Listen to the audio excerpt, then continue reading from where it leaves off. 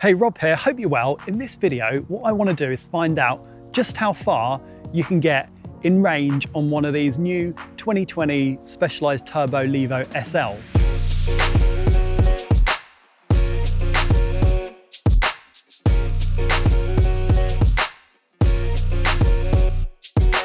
Now, it's got a much smaller battery. It's got a 320 watt-hour battery in the down tube, but it's got a more efficient motor. So just how far can you get?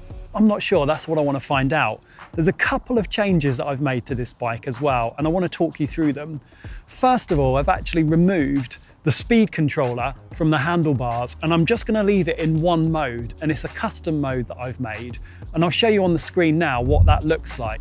So I'm using the Mission Control app to customize the mode, and I'm going to leave it set in this for the entire ride, and it's a base level of 30% assistance that will go right up to 100% depending on how much torque I put through the cranks. And I'm just going to keep it in that, in fact, pretty much forever. That's how I'm going to keep my bike now. I tested it out a few days ago and it's so sweet how it works, but I've made a few more changes to the bike, so come over and I'll show you through. So the bar is like super clean now without that mode controller on, and this was one of the Specailized product designers that gave me this tip. He said you can remove it and actually try this mode he recommended. So here you go, there's no remote whatsoever. I've just got this wireless dropper post, the SRAM axis dropper, and it works fantastically well. And then if I want to change mode, I can just go and tap just here on the top tube. But I reckon this 30 and 100 in Mission Control, that kind of setting, means that you're not using loads of energy, and you can get up to 100% when you're putting the maximum amount of torque through the pedals. So it's almost like it's in full auto, but if I want to change modes, I can just press. You can hear that cycling through this button here. And I've also changed the stem out. This is a 50mm stem. The bike isn't the longest bike, so I like a bike with a longer reach. And although this doesn't change the actual reach, it gives a bit more room out of the front. And check out these forks. This is a RockShox pike and it's got the new 2.1 damper in. They're like really, really smooth on the initial stroke. And then it ramps up quite nicely after that. And they look so nice. I mean, look at that. So come with me, we'll go for a ride and we'll find out just how far you can get on this bad boy. I'd be really happy if I can get 30 miles out of a 320 watt-hour battery. Now, if you did watch my other video in South Africa, we did do not a massively complete range test, but it will give you some idea of what you can get and how it compares to a regular Turbo Levo, so check out those other videos. But this is a test really to use it in cold UK, wet, muddy conditions. Now, what I want to say with range is it is so difficult because there's so many variables like weight, tyres, tyre pressure, rider fitness, environment, so many variables. So this is not by any means a scientific test. This is just a fun test to compare to my other range tests, how far this one can do. So don't read too much into it.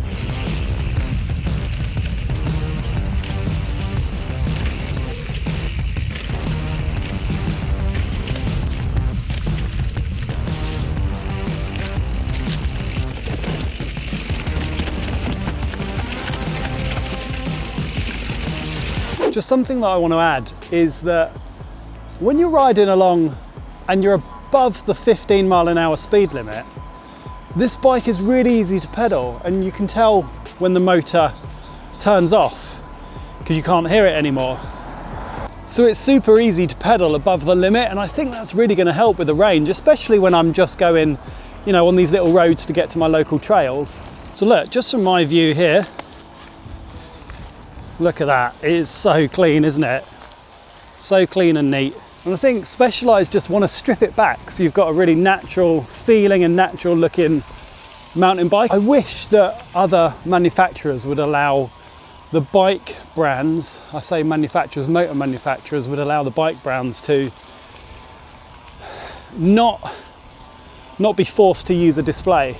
I have noticed that the motor noise on this is a higher pitch than the regular Levo, especially when you're at a higher cadence. I think when you're at a cadence of around 80 or above, and the motor is really kind of giving you the maximum amount of support when you're climbing, that's when it starts to get pretty noisy.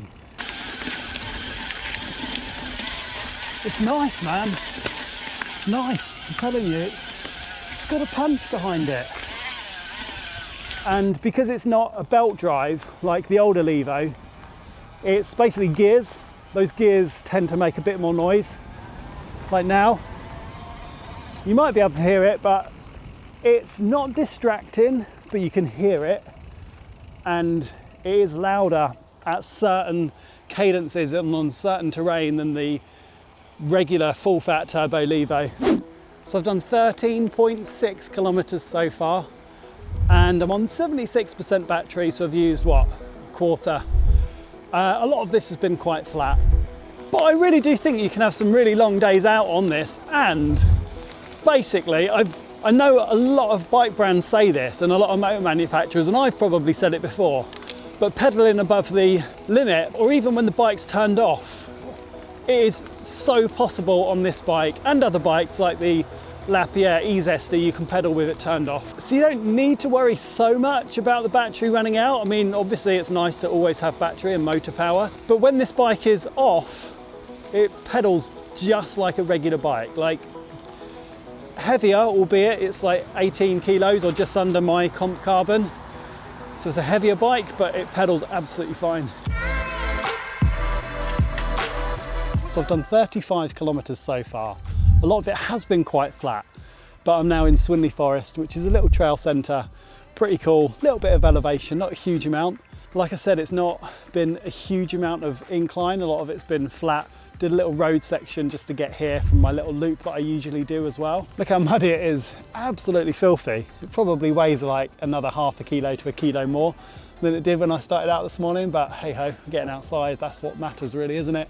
So I'm gonna go and head down here towards Swinley Forest, but I'm quite impressed. 35 kilometers, it's quite impressive, 35 kilometers, and still got just over 40% battery left. Let's go and hit these little trails in Swinley.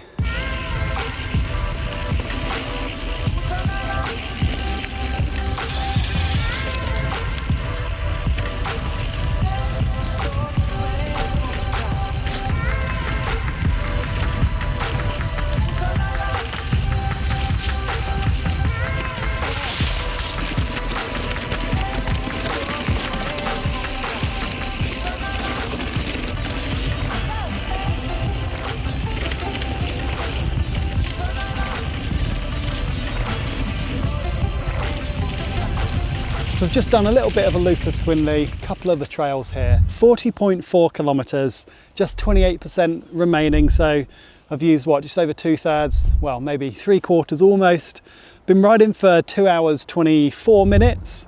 And yeah, I'm probably gonna do, I don't know, if I could get another 10K in, I think that would be a pretty epic ride for only a 320 watt-hour battery.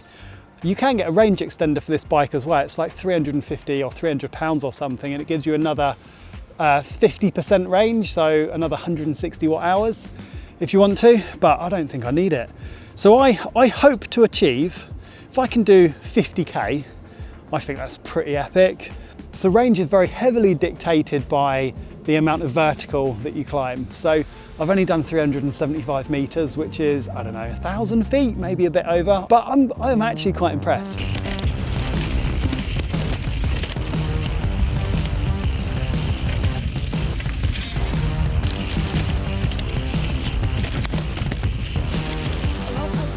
%, battery left, and I've completed 43.9 kilometers. As soon as you start hitting some inclines, as you'd expect, the battery does take a bit of a beating, and it feels to me like the motor's not quite as powerful as it was when we first started. The battery voltage drops off as you start draining that battery. Bit of road, bit of canal path, bit of fire road, bit of trail centre.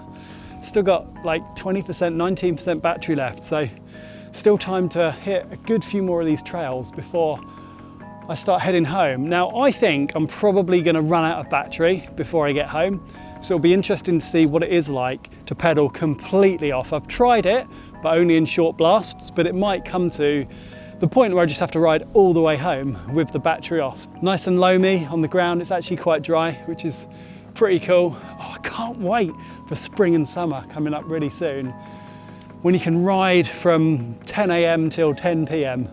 Full on epic long days, not gonna be long. 9%. It is the first time I've ever seen this red bar on the SL. There we go, he's gone red. So 9% mission control. Right now says 49.3 kilometers, 9% left. I've been riding for 3 hours total ride time, and I've gained about 548 meters. I've burned 1,339 calories. That's a pretty good workout. And yeah, I've got like 28 watt hours, so I've got like nothing left in the tank. I'm around 10 kilometers from home. So this is definitely gonna run out.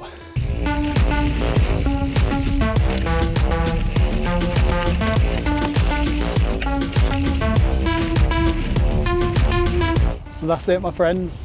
I have finally killed it. I can get it down to 3% battery. I can't get it any lower than that.